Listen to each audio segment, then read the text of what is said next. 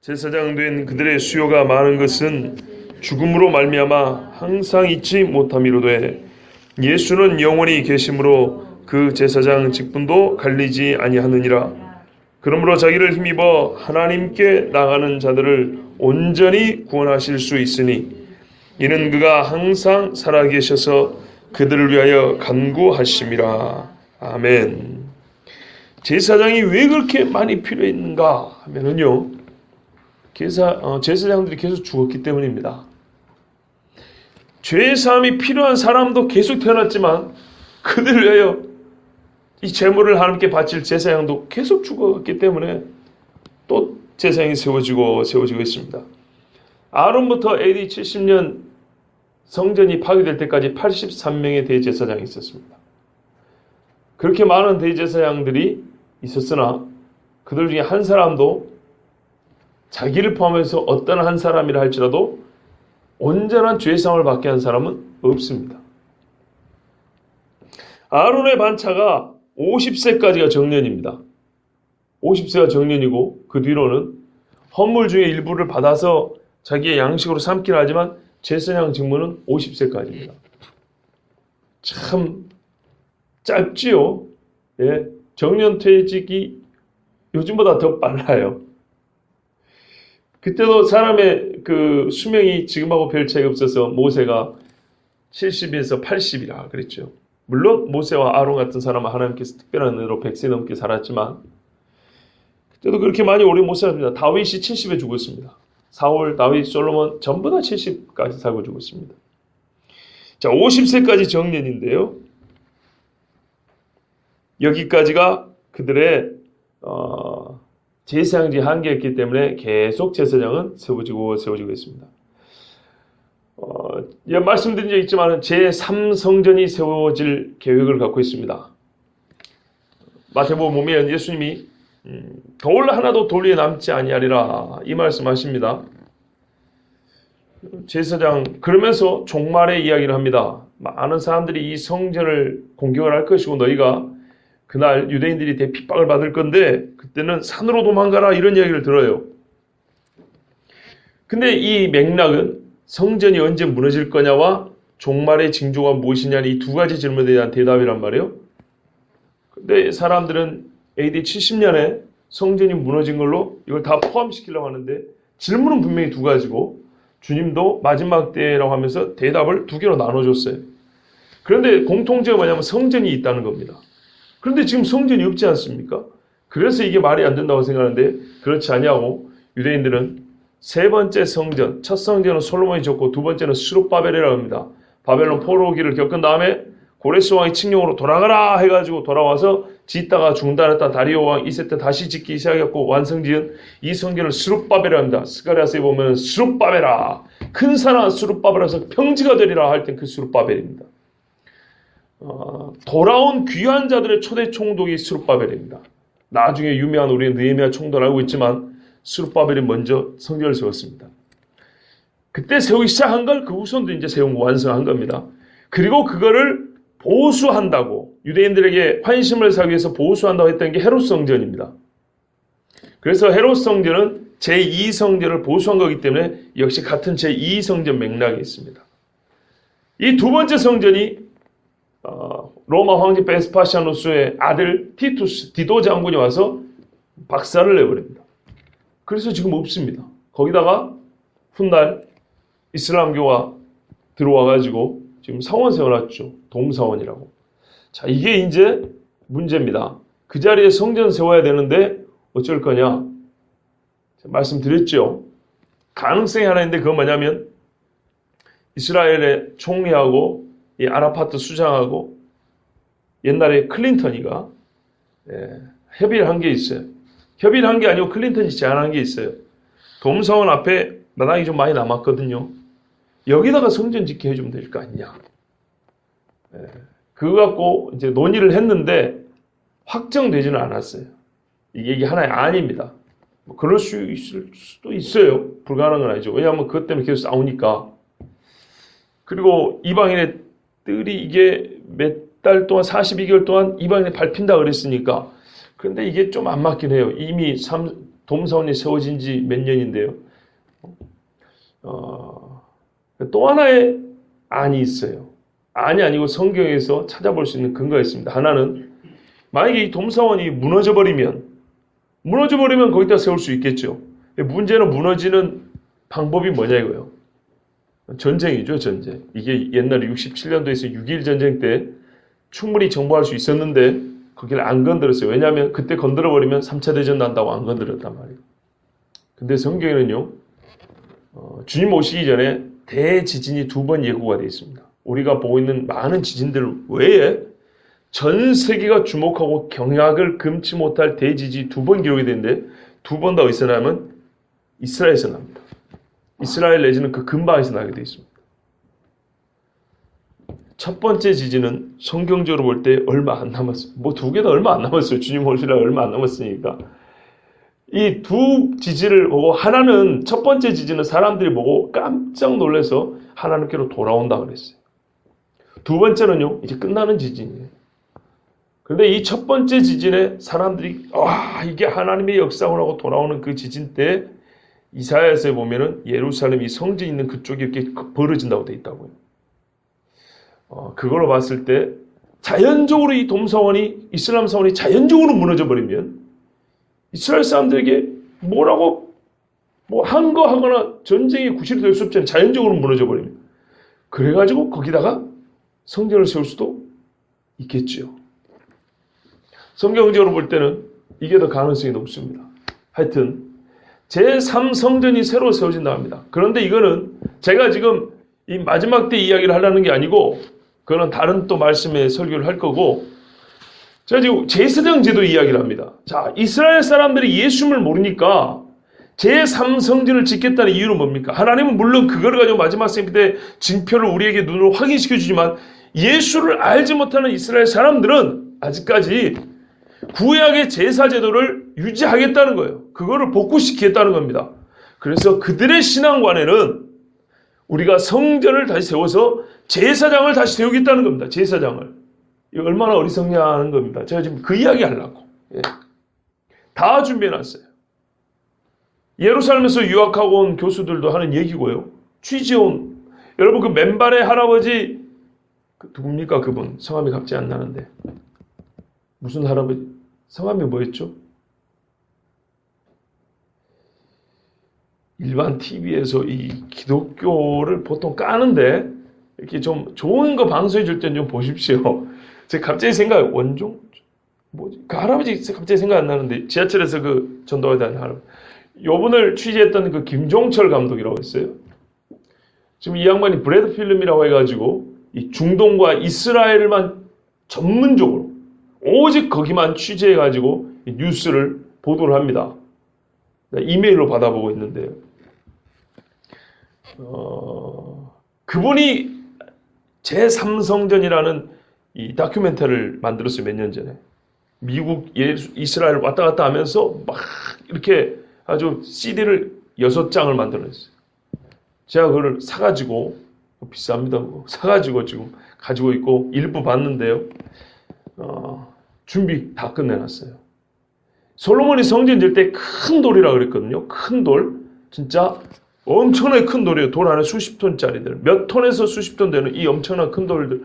이것들도 다 깎아놓고 준비했고요. 저번에 말씀드렸죠. 이 사람들이 무슨 절기 때인지 지금 제가 기억이 안 나는데 초막절인가 무슨 절기 때 이 돌을 예루살렘 성전의 주춧돌 자리에 놓는 이 의식을 하고 있어요. 우리가 반드시 여기다 세운다 이 말이에요. 그런데 반드시 이스라엘을 쳐 부셔버리겠다고 작심한 나라가 있습니다. 그게 어딘지 아세요? ISIS입니다. 이슬람 시리아, 이슬람 스테이트. 이슬람 이라크 시리아. 이라크와 시리아를 기점으로 해서 거점으로 삼아서 만들어지는 이슬람 국가 있죠. 이 사람들은 대놓고 말합니다. 우리의 최종 목적은 뭐냐? 세계 아랍화이며 무슬림화이며 예루살렘 이스라엘을 멸절시켜버린 거다. 여러분, 그 사람들의 싸움이 무슨 상관이냐? 때가 되면 다시 한번 또 설교를 해드리겠습니다. 주님이 오실 날과 매우 밀접한 관계가 있습니다. 매우. 너무너무 밀접한 상황이 있습니다. 자, 하여튼요, 이 제3성전을 세워서라도 그 또 죽고 또 죽을 제사장을 세우겠다는 게 이스라엘 사람들, 즉 예수님을 알지 못하는 사람들의 생각입니다. 사람이 변합니까? 안 변합니까? 안 변합니다. 정말 하나님의 빛이, 성령이 그 마음을 열어서 환하게 하나님의 말씀 보여주기 전까지는 백날 천날 구약성경 읽어봐도 우리는 지금 멜기세덱을 보고 예수님을 보고 있지 않습니까? 이 사람들 멜기세덱 보고 예수님 절대 못 봅니다. 그래서 지금 그 짓을 하고 있는 거예요.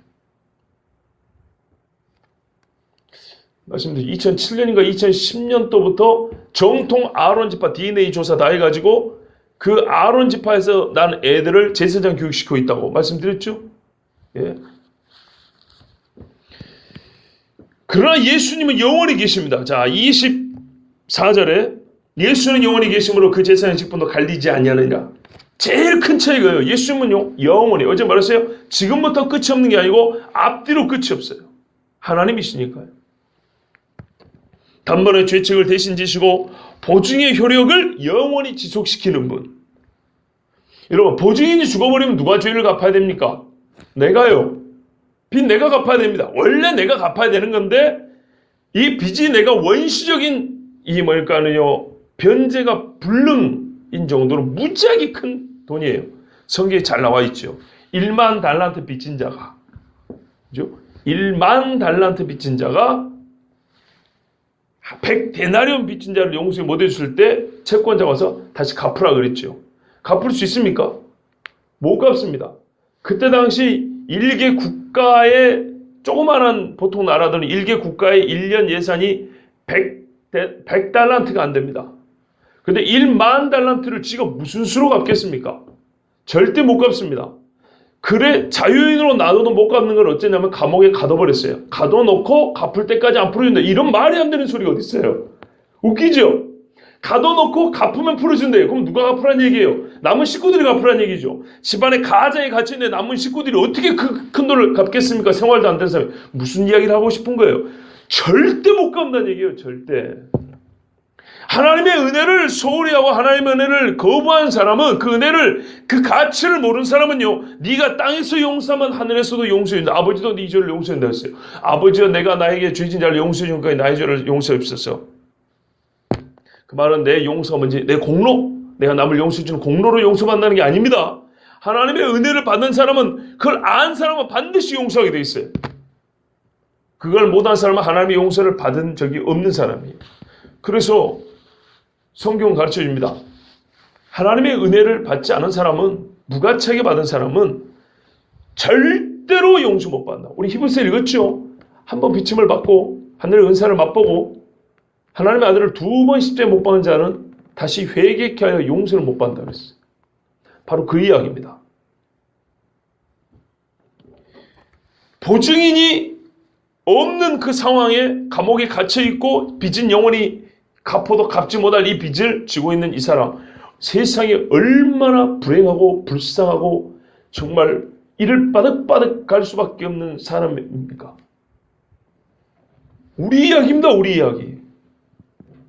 예수 그리스도를 믿으면은 예수님이 1만 달란트든 1000만 달란트든 간에 옆에 딱 계셔가지고 제가 계산합니다 하고 사인한다 이 말이에요. 그런데 예수님을 뒤로 빼버리고 예수님 만약에 죽어버렸다. 채무를 지고 있는 나는 살아있는데 보증인이 죽어버렸다. 원래부터 내가 갚을 수 없는 죄를 하나님께서 갚게 해주려고 보증을 세워놨는데 내가 의도적으로 보증인을 치워버렸다. 아니면 이 보증인이 죽고 말 사람이다. 그러면 어떻게 되겠습니까? 어떤 일이 있어도 못 갚을 그 빚을 내가 갚아야 되는 거죠. 이게 모순의 딜레마입니다. 무슨 수를 써도 못 갚을 빚을 내가 갚아야 되는 거예요. 그러니까 영원한 지옥입니다. 영원한. 그런데 우리가 영원한 지옥에서 영원한 생명으로 온 이유는 뭡니까? 보증인이 영원하시기 때문이에요. 보증인이. 성경 그 이야기하죠. 여러분, 예수님 외에 다른 보증인 세우실 혹시 마음을 갖고 계십니까? 혹시 뭐 다른 종교에 한번 기웃기웃 거려볼 생각 있으십니까? 쪼꼬빠 해주면 이 종교 왔다 저 종교 왔다 하는 군인들처럼, 예? 절대 그러시면 안 됩니다. 지금 세상은 그거를 종용하고 있습니다. 절대 그러면 안 됩니다. 그럼에도 불구하고 오늘까지도 저 로마 카톨릭은 예수의 인간 제사장을 세워줘 날마다 제사를 지내고 있는 사람들입니다. 유대인들보다 더 험한 사람들입니다. 여러분, 미사라는 말 뜻이 제사란 뜻입니다. 그리고 여러분, 신부라 그러죠. 신부가 무슨 뜻일까요? 딴딴따다한 신부요? 그게 아닙니다. 신이신의 아비부자입니다. 신의 아버지입니다. 와, 이렇게 오만방자할 수가 있을까요? 마귀가 불려주고 싶은 이름이 신부죠. 그죠? 신의 아버지 또는 신적인 아버지라는 뜻입니다. 쉽게 말하면 나는 하나님과 같은 존재야, 이런 뜻이죠. 신부가. 그러니까 뭐합니까? 신부 앞에 가가지고 고해성사하지요. 그죠? 우리 죄를 누구에게 고백합니까? 하늘에 계신 아버지 앞에 고백하죠. 그죠? 그런데 저 양반들은 자기에게 고백하래요. 맞지 않습니까? 쥐가 하나님입니까? 신부, 신의 아버지, 또는 신적인 권능을 가진 아버지들. 그러니까 아버지라고 불러요. 그래서 교황보고 아버지라고 하잖아요. 빠바라 그러잖아요, 교황보고. 자기들이 뭘 하기 때문에요? 미사를 집전하기 때문에. 미사는 뭡니까? 성찬식입니다. 근데 그들이 의미하는 성찬식은 뭡니까? 여기 이 자리에서 예수님의 몸과 피가 다시 바쳐졌다는 의미의 성찬식입니다. 그래서 우리말처럼 성찬이라고 부르지 않고요, 미사라고 부른 겁니다.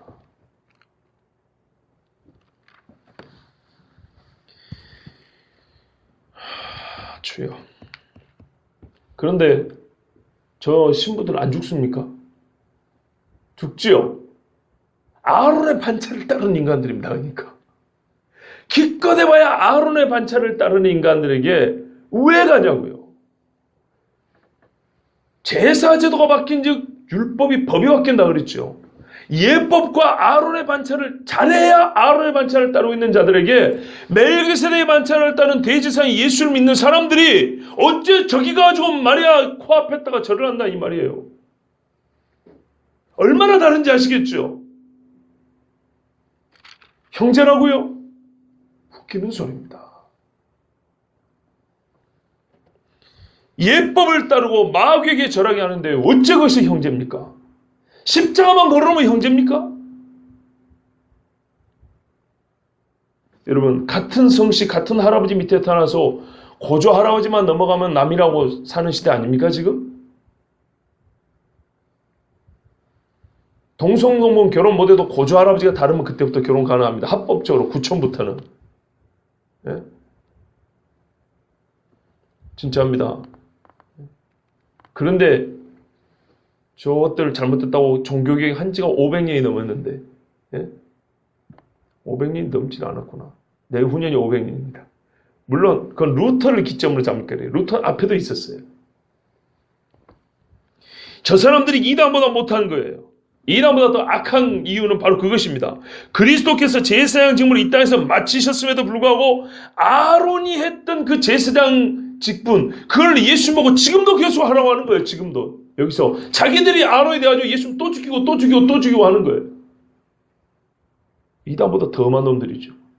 이단은 그래도 그 끝났다고 다시 오실 예수님을 지가 예수로 하는 인간들 있죠. 교주들. 그죠? 근데 저쪽은 맨날 그 죽은 예수를 또 죽이는 거예요. 하나님의 아들을 2번 죽이고 3번 죽이고 수천만 번 죽이는 사람들이. 그리스도께서 이미 하늘에 오르사 이제는 하늘 보좌에 앉으신 왕 제사장으로 계시는데 왕인 걸 빼버리는 놈들이에요. 그러고 누구를 왕으로 올렸습니까? 누구를 왕으로 올렸어요? 마리아를 왕으로 올렸잖아요. 마리아를요. 작년인가 재작년에 교황 와가지고 대전에서 한 거 성모 승천주일 그거 아닙니까? 8월 15일 날 성모 대관식 처음 듣습니까? 제가 한두 번 말씀드렸는데 마리아를 여왕으로 올려놨어요. 카톨릭 대학에서는 마리아 승천, 마리아 대관식에 대한 도사학 연구라는 그런 논문도 내고 그런 책도 내요. 마리아에게 왕관을 씌워줍니다. 지금 저 앞에 마당에 가보세요. 뭐 해놨는가? 그리고 우리가 봄에 봤잖아요. 성모 마리아 주일. 예?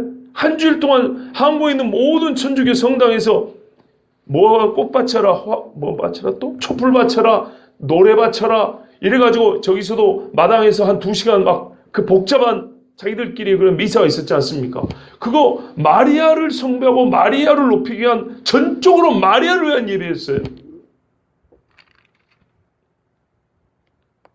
예수 그리스도 하늘에 오르신 제사장에게 왕으로서 경배한 게 아니고 그 예수는 땅에서 계속 죽어라 하고 있고 왕으로 오르신 예수는 그 자리를 빼고 마리아를 대고한 즉 왕을 그 멸류관을 씌워줬다는 얘기입니다. 그래놓고 그림에는 맨날 예수는 아기 예수는 마리아 품에 앉아있는 젖이나 빠는 예수를 그려놓고 말이죠. 여러분 사도 요한이 본 환상을 보세요. 요한계시록 1장 13절에 촛대 사이에 인자 같은 이가 발에 끌리는 옷을 입고 가슴에 금띠를 띠고 레위기 강의를 들으신 분들은 압니다. 이게 대제사장 복장 아닙니까? 그래서 성경적 근거가 있는 거예요. 예수님이 하늘에 오르셨는데 거기서도 제사장의 직무를 계속 수행하고 계신다. 뭐 말은 그렇다고 감정상 그랬으면 좋겠는데 또 신학적으로 보면 계속 제사장 역할을 해주셔야 우리의 속죄가 영원히 가는 거니까. 그런데 실제로 성경에 그런 기록이 있잖아요. 계시록에 사도 요한이 본 거 아닙니까? 제사의 세마포 옷을 입고 하늘에서 여전히 우리를 보고 계시지 않습니까? 그리고 그 제사장 직무를 계속하고 계시기 때문에 그 증거로 누굴 보셨어요? 보혜사 성령을 보내주셨잖아요. 보혜사가 하는 일이 대제사장이 하는 모든 일을 포함하여 훨씬 더 훌륭하고 뛰어난 일을 하시잖아요. 그러므로 자기를 힘입어 하나님께 나가는 자들을 온전히 구원하실 수 있으니 이는 그 항상 살아계셔서 그들을 위하여 간구하십니다. 우리의 보증은 영원해요. 항상 살아계세요. 예수님은요 자기를 힘입어 하나님께 나가는 자들을 온전히 구원하실 수 있어요. 그래서 죄에 대해 어떤 책임도 형벌에 대해 어떤 두려움도 우리가 가질 필요가 없죠. 그래서 두려움에는 형벌이 있다고 그랬습니다. 이는 그가 항상 살아계셔서 그들을 위하여 뭐 한다고요? 간구하심이라. 사도 요한이 그거 봤어요. 내 보좌에 함께 하리라. 이기는 자에게 내게 감췄던 만나를 주리라. 생명의 멸류관을 주리라. 무슨 권세로 무슨 권위로 그걸 주냐 이 말이에요. 왕이면서 제사장으로 앉아 계시는 그 권세로 우리에게 그걸 주신다는 겁니다. 그분은 살아계셔서 지금 그렇게 역사하고 계세요. 예수님은 변하지 않는 하나님의 하늘 왕국에 오르사 영원한 제사장으로 계십니다. 보증인의 사역을 거기서 계속하고 계세요. 그래서 뭐래요? 간구하심이라. 뭐 하신다고요? 간구하심이라. 저 하늘에서 우리가 간구하신다 그랬어요. 왕으로 통치하시지만 보증인이잖아요. 계속 보증이란 말이에요. 죄인이 이 땅에 살아있는 동안에 하나님 예수님은 계속 그 죄인들을 위하여 보증의 사역을 계속 감당하고 계신다 이 말이에요. 바로 이 방식으로 그리스도 예수님은 자기를 힘입어 하나님께 나가는 자들을 온전히 구원하는 것. 어떤 방식으로요? 지금도 하늘에서 계속 간구하신 이 방식으로 살아 계셔서 왕으로서 제사장으로 계신 그 방식으로 죽은 예수를 믿는 게 아니에요. 우리는 한때 살았다가 죽은 성자 예수를 믿는 게 아닙니다. 즉 우리의 세세 많은 세인트 성인 예수를 믿는 게 아닙니다. 하나님의 아들 예수를 믿는 거죠. 여러분 찬송가 잘 부르시죠? 좋아하는 찬송이에요.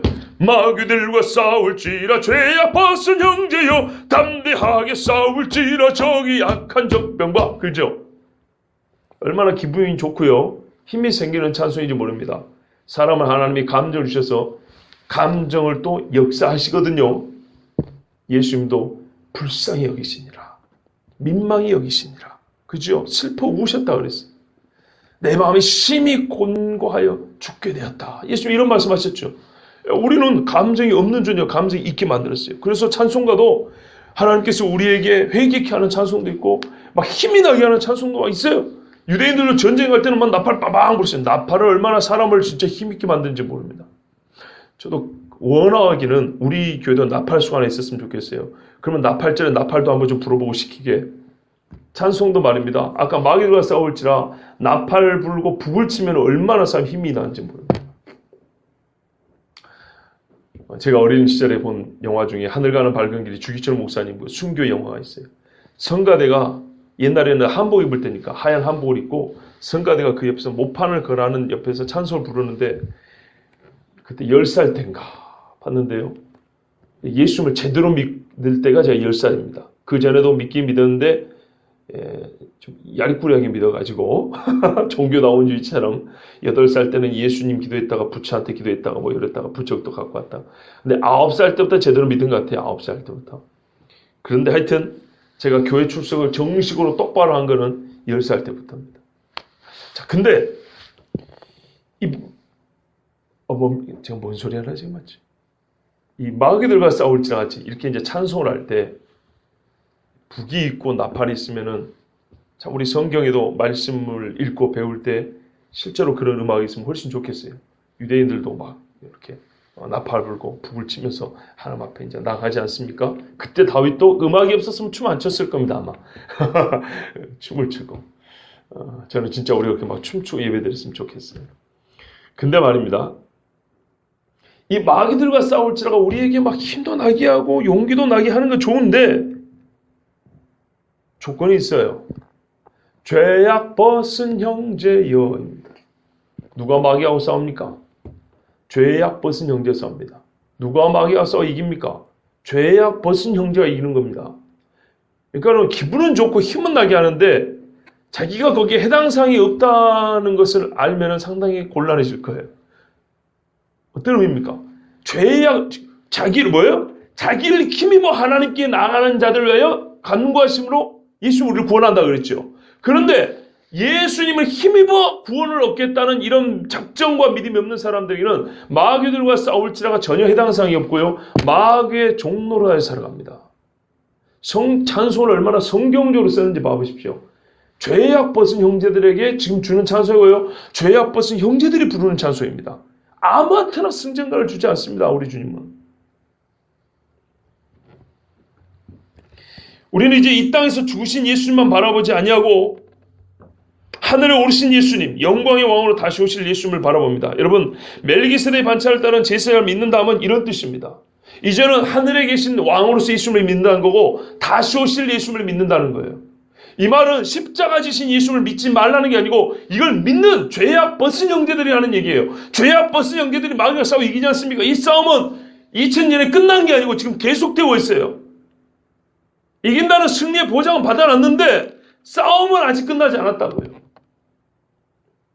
그런데 이 싸움을 싸워가다 보면 힘들고 낙심하고 어려웠고 주저앉을 때가 있어요. 그럼 뭘 바라봐야 돼요? 다시 오실 주님을 바라보는 겁니다. 소망은 거기에 있는 거예요. 구원은 십자가에서 받았지요. 그런데 구원 얻은 자가 싸움을 해나갈 때 강력한 대적 마귀와 싸울 때는 다시 오실 왕으로 오실 예수님 철저한 모세를 가져서 그 마귀를 멸하실 예수님을 바라보는 믿음이 있어야 싸울 수 있다 이런 말입니다. 그런데 너무 안타까운 사실은요. 예수 그리스도의 십자가에 못 박히심에만 치중해가지고 그리스도의 제사장직을 딱 거기서 멈췄고 생각하는 사람이 많다는 거예요. 멜기세덱을 알아야 될 이유가 이거예요. 승천하시고 재림하실 예수님 이분을 여전한 제사장으로 그분이 제사장 직분을 버린 게 아닙니다. 왕으로 온다고 해가지고 제사장 직분을 가진 그대로 다시 오실 예수님을 알려면은 멜기세덱의 반차를 따른 제사장 예수님을 알아야 된다 이런 말입니다. 그런데 우리 신앙생활 지금까지 수십 년, 저도 나이 얼마 안 되지만 예수 믿는 게 30년입니다. 30년 예수를 믿어오는 동안에 저 역시도 아론의 반차를 따른 예수님을 알았지 그냥 말로는 멜기세덱을 반차를 따른 멜기세덱. 근데 이게 무슨 뜻인지 우리 구원하고 관계에서 무슨 관계인지 다시 오실 주님과의 관계에서는 전혀 생각을 못 해봤어요. 그런데 성경은 그것을 가르쳐주고 있습니다. 여러분 우리 구원이 완성되기 위해서는요. 우리 구원이 소망이 있는 구원이 되려면요. 다시 오실 예수님을 알아야 돼요. 이미 이걸 로마서에서 몇 번을 가르쳐준 이야기입니다. 로마서 5장에 들어보십시오. 곧 우리가 원수되었을 때 그의 아들의 죽으심으로 말미암아 하나님과 화목하게 되었은지 그랬죠. 이건 다 아는 겁니다. 화목하게 된 자로서는 더욱 그 다음을 배워야 된다고요. 그의 살아나심으로 말미암아 구원을 받은 것인가요? 네? 제사장이 지금 어쩐다고요? 죽었다고요? 살아있다고요? 영원히 살아있느니라. 로마서 8장 33절에 35절에도 누가 능히 하나님께서 택하신 자들을 고발하리요 의롭다 하신 이는 하나님이시 누가 정죄하리요 죽으실 뿐 아니라 다시 살아나신 이는 그리스도 예수시니 그는 하나님 우편에 계신 자요 우리를 위하여 간구하시는 자시니라. 이거 여기 나와 있는 말씀인데요. 누구인데요? 그분이 멜기세덱의 반차를 따른 제사장 예수님이죠. 근데 그 다음에 중요해요. 우리를 간구하시는 자신이라. 물론 성경에는 접속사가 생략이 없지만은 자 붙인다면 그런즉 누가 우리를 그리스도의 사랑에서 끊으리요? 환난이나 곤고나 박해나 기근이나 적시나 위험이나 칼이랴. 아멘. 근거가 뭐라고요? 죽으실 뿐만 아니라 살아나셔서 하나님 보좌 우편에 계셔서 우리와 간구하시는 자, 영원한 제사장, 멜기세덱 반차를 따른 제사장, 오늘 히브리서 말씀 읽은 25절의 그 말씀대로 그 제사장에 계신 즉 누가 우리를 그리스도의 사랑에서 끊으리요? 소망이 어디 있다고요? 저 위에 계신 예수 그리스도, 영원히 살아계신 우리 보증인 제사장 예수님께 있다고요. 근데 이 위를 좀 봐야 되는데 맨날 땅만 보고 있다 이 말이에요. 맨날.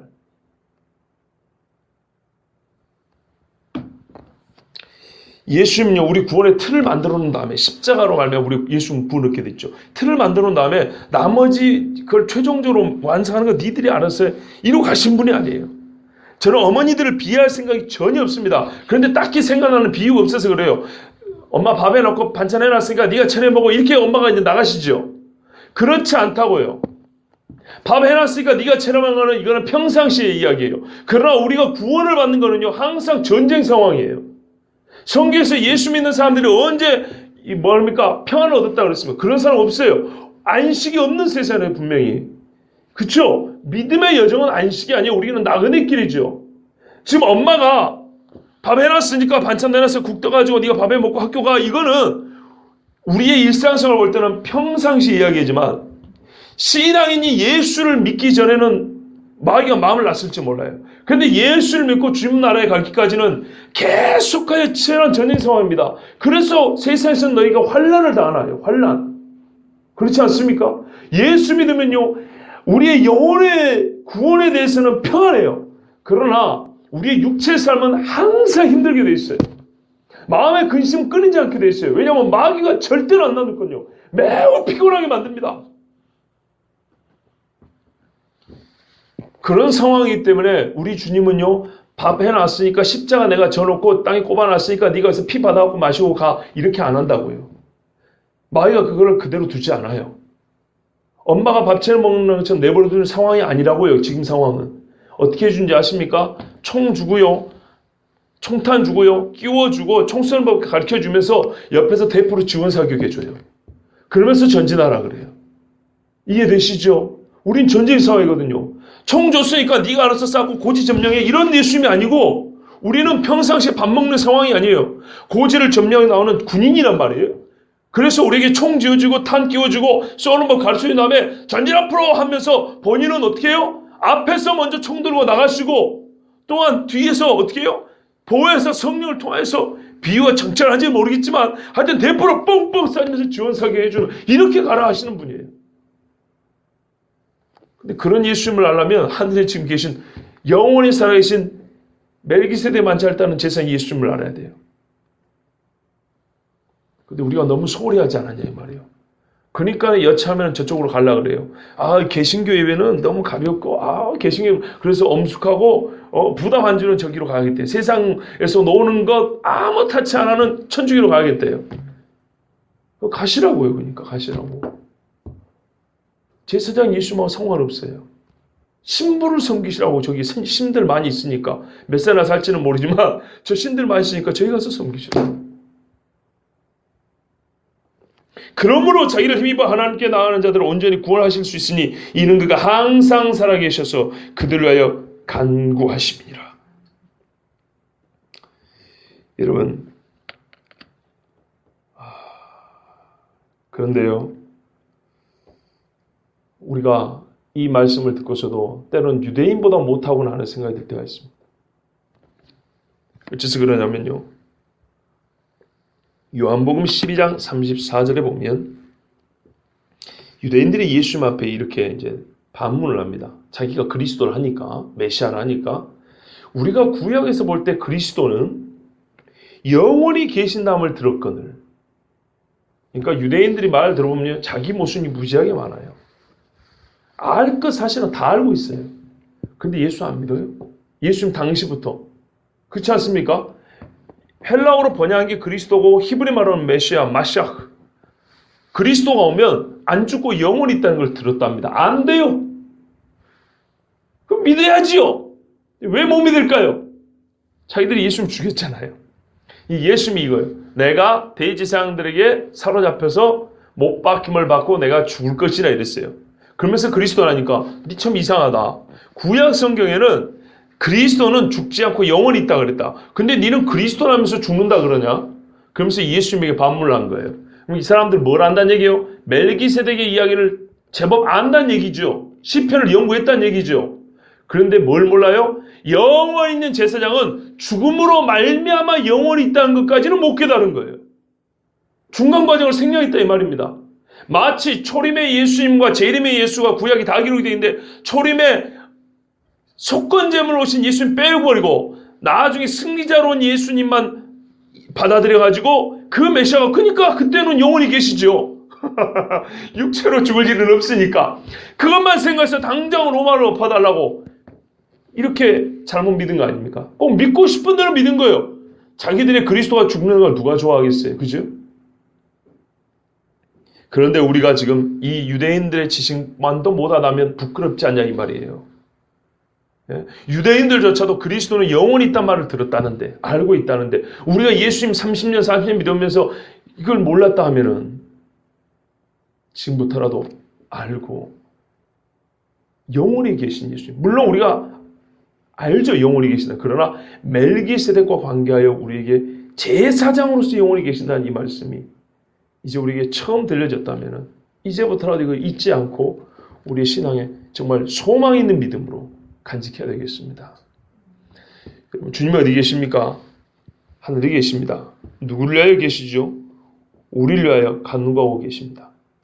그렇다면 우리가 이제는 유대인들도 그리스도는 영원히 있으란 말을 듣고 자기들 나름대로 율법적인 삶을 그래도 열심히 산 사람들 잘못됐지만 열심히 사는데 우리는 어떻게 살아야 되겠습니까? 진짜 저 하늘에 소망이 있는데요.